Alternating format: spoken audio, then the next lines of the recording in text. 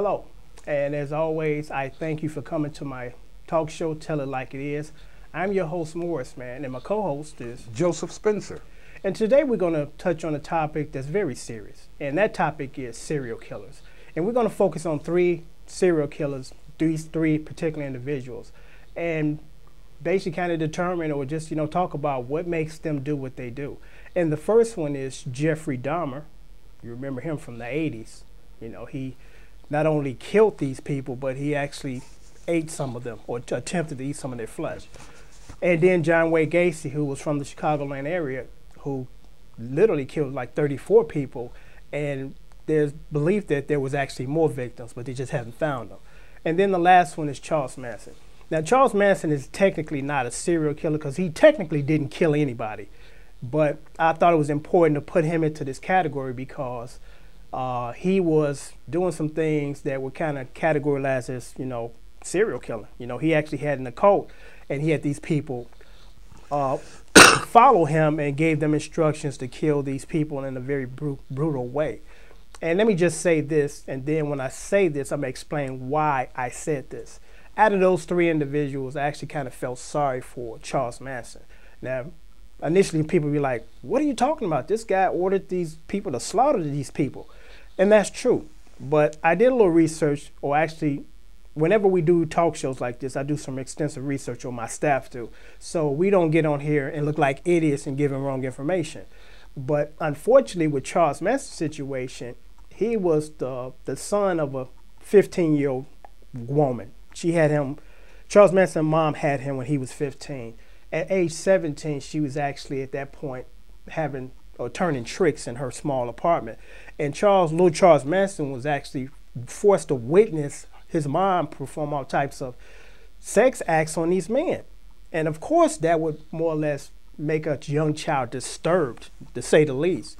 And it got to the point where she realized she couldn't take care of him and tried to get rid of him and send him off to a reformatory school.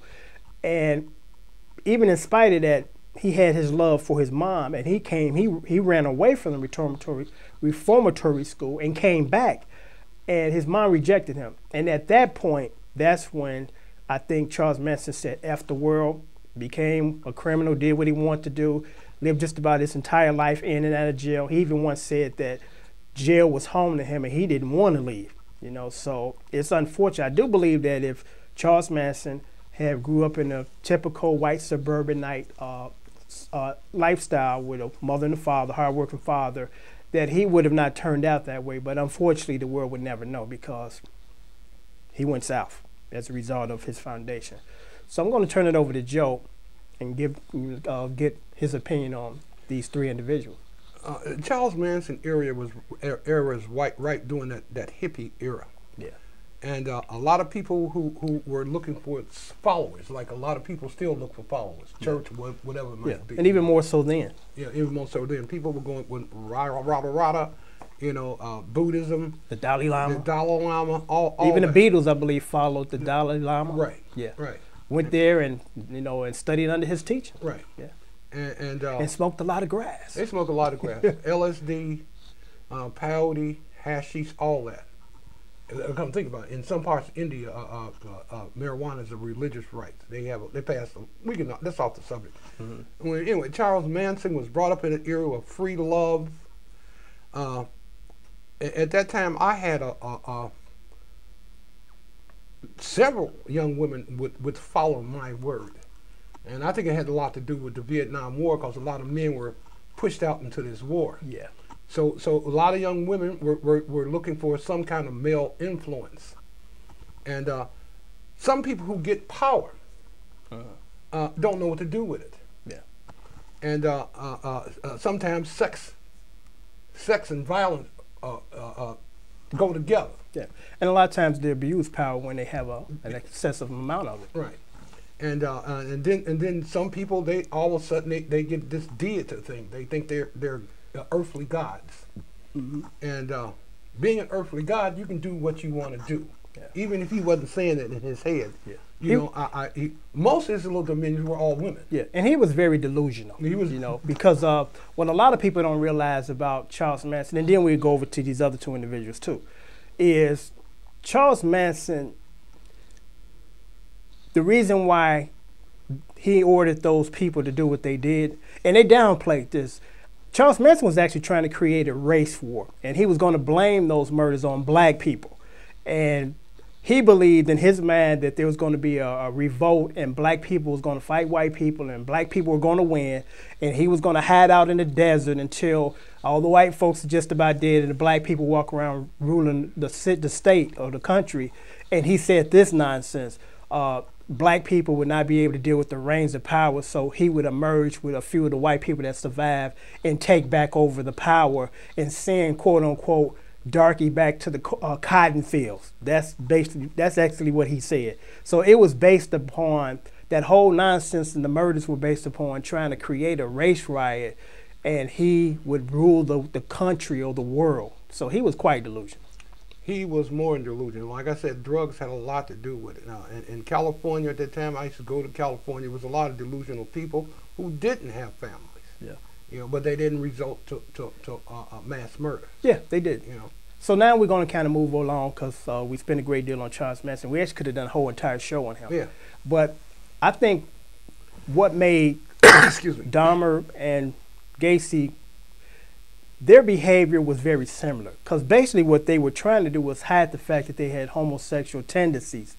And back in the 60s, you know, for John Wayne Gacy, it was not acceptable. I mean, unfortunately, we live in times that some people just won't accept other people's sexuality.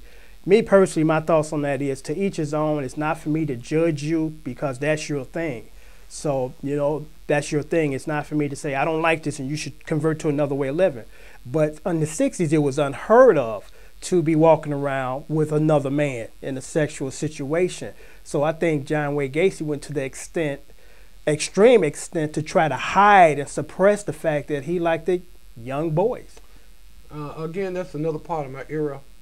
They had a homosexual walk in Lincoln Park back in the city, back in the 60s in Chicago. Okay. It was called, no better word to say, it was called Fag Hill. If you walked through there, you saw homosexuals laid out, and they would give you little cat calls. And that's how I learned about it, because I was walking around one day and went up there, and hey baby, you know, all that, you know. I noticed there were several homosexual poet laureates would hang out at the, I don't want to name them, but people who into poetry and literature know who these people are. Yeah. You know, homosexuality been with us for a long time, and it does create a lot of violence, because violence is put on homosexuals. At one time, you could whoop a homosexual ass, especially in the 50s, nobody would say anything, like whooping a black man's butt. It was actually cheered. They cheered that nonsense on back You're a then. real man if you kicked that heel back. Yeah. And San Francisco, they had particular places for homosexuals. But like any human being, they have flaws. They have flaws. Most of the homosexuals I've met who were friends, some of them were friends, they had this self-hate thing, you know. They had this self-hate thing. They didn't fit in anywhere. Their families, especially in the 60s, their families would put them out. Yeah. You know, it was across the board. Poor, rich, black, white, Italian, Jews. The kids would, you know, I had a homosexual friends whose parents supported them as long as they stayed away from their family. Yeah. Now, the murder thing come in from being angry and Well, I think disenfranchised. Yeah, well, I think in Gacy's case, it was just basically trying to conceal the fact that that was his sexuality. Jeffrey Dahmer was similar but more bizarre. Jeffrey Dahmer basically wanted a sex slave, and he actually experimented on these people and literally drilled holes in their heads and put acid in it to try to put them in a zombie state. I mean, yeah, I mean, Jeffrey Dahmer was a very disturbed man. Yeah. And what was so unique about his situation versus Gacy was, Gacy came from a family structure where his father was very strict and very abusive. Blue collar. Right, but Jeffrey Dahmer's dad was had a master's degree in chemistry, intelligent man, never had any issues with his son, never treated his son badly, had a pretty good childhood. So that leads me to believe that, and we talked about this off air as far as what make people do what they do. And sometimes I believe that they're just defects. That's just like with in the supermarket, when you produce manager, you check the fruit to make sure that there's not any sour ones in there, any ones that got bugs in there, and you toss them out. Yeah. I think it's the same thing with the human body, that it's, every now and then, just the law of average, there's a defect and there's something that's not clicking and working properly, because regular folks don't have the desire to go stockpile dead people and just kill people at random for your own sexual pleasure. We just don't do that. Sometimes I think when they had that sexual act with this male child, because most of them were children, if you're 22 years old, you're still a child. Yeah. And actually, Jeffrey Dahmer's youngest victim, who almost got away, and the police sent the young boy, 14-year-old boy, back into the house when he was roaming around out in the street, and somebody called and said, hey, there's a young man out here beat up, bruised up, naked. You need to come see about him. And when they came, Jeffrey Dahmer showed up on the scene and said, oh, this is my lover who was 18 years old. We just had a domestic issue. And the cops thought it was, that's what it was. With that. Yeah. Now, here's the problem that I have with that scenario. Even if that was the case, if you're naked in the street and beat up, I think that the cops need to take you away for a day and just kind of get the idea of what was going on there. They would have did it if it was a young girl or a woman, a female. Yeah, and they should have done it because they say, or he was 14, that boy. Not too many 14-year-olds look like 18-year-olds. No. I seen the pictures of this young guy, and he didn't look no more than what he was. But I know that, cops cannot read into until they know what the situation is. But sometimes you got to dig a little deeper just to make sure, for the sake of making sure that everything is okay. And what was interesting about Gacy, that they were so complex with him because he didn't fit any psychological profiles, that when he died, when they finally executed him, they actually cut his brain out and examined it to see was there any type of visual, physical abnormalities, and they found nothing. So it leads you to believe that, every now and then you run across an individual that just something didn't get developed. And as a result of that, they have these abnormal compulsions or obsessions to do heinous things. Because again, most of us walking around don't want to store dead body parts in our refrigerator and go and eat them. There's some foods that I don't like, so I know I'm not trying to stockpile human parts and eat it. I think I read or saw on TV that they came up with this theory. He ate people to keep a part of with him. Well, according to the trial testimony, and these were his words, that keeping parts of them and eating them kept them alive in his mind and kept them close.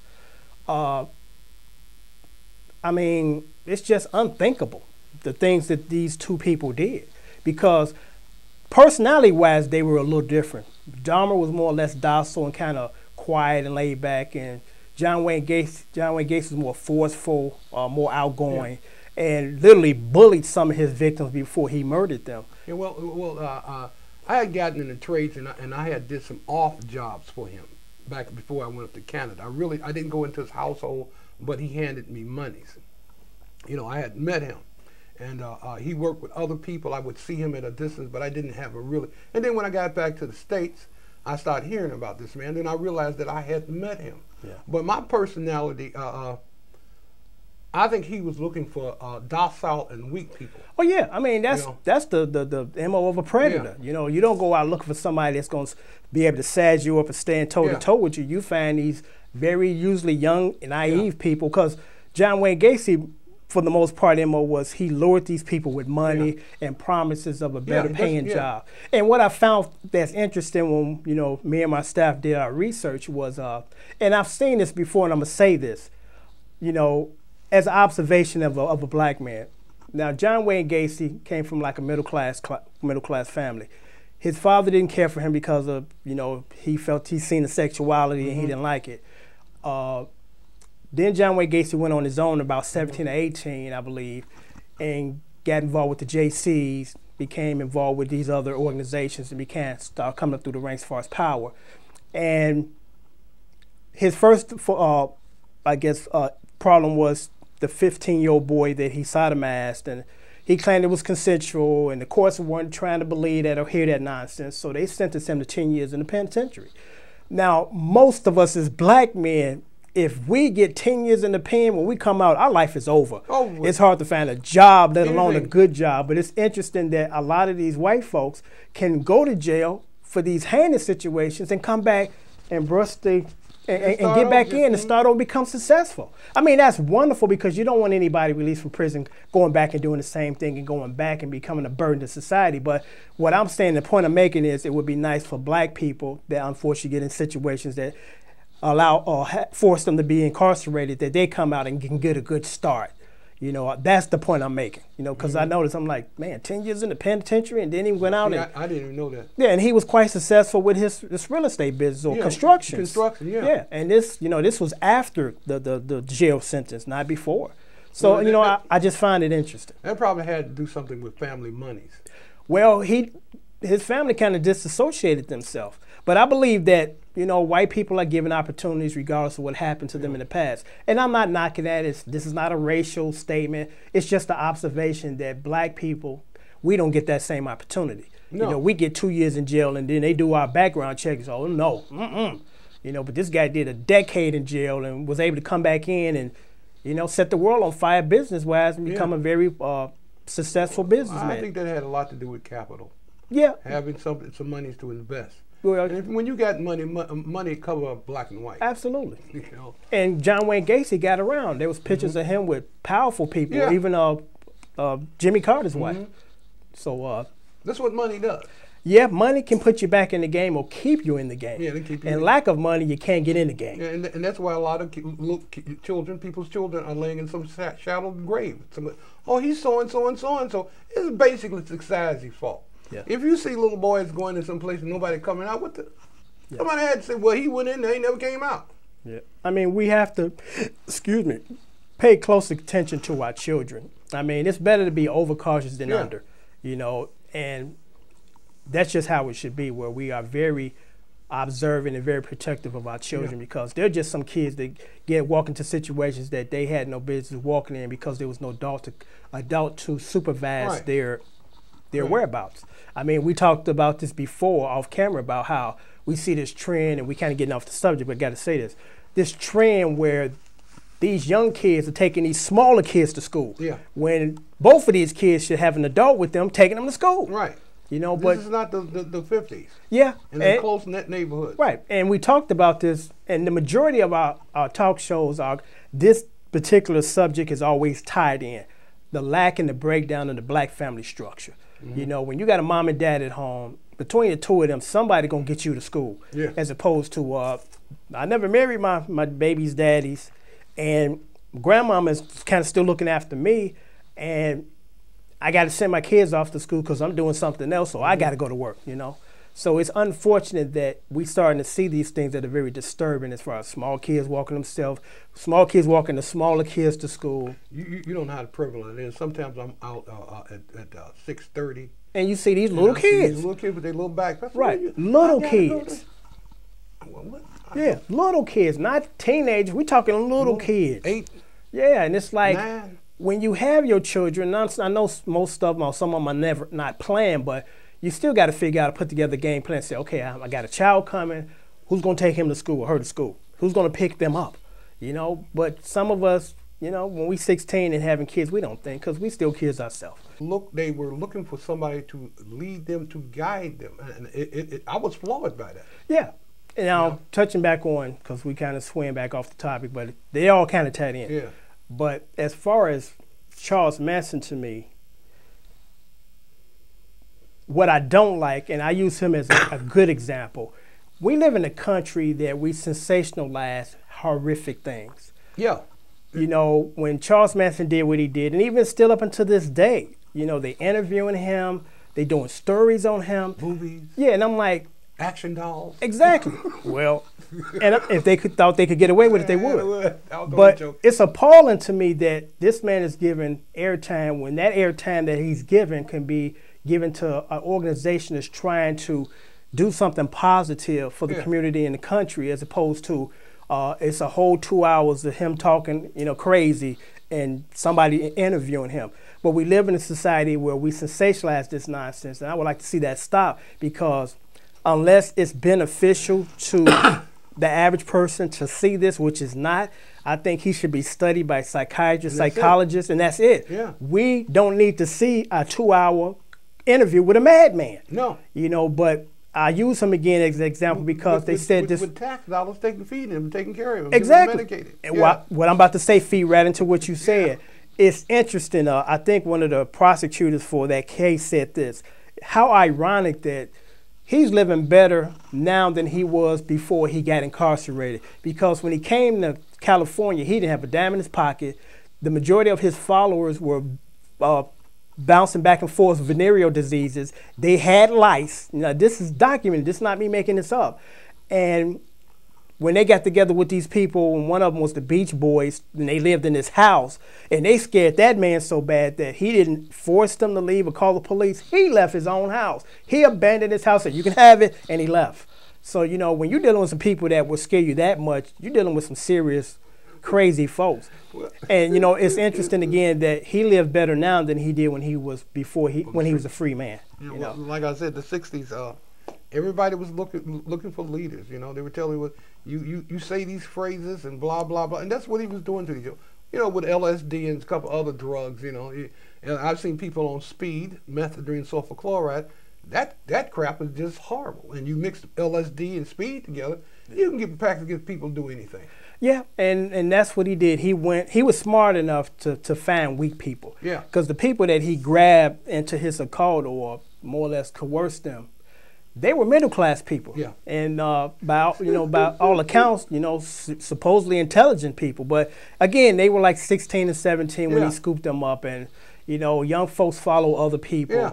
And what's interesting is when they interview to this day the women that were a part of that, they're upset because Charles Manson is still claiming that he didn't had nothing to do with it. They did it of their own accord. It was their decision. He did not tell them nothing, which I believe is a lie. You know, because why would they do this if they didn't have any, you know, reason to?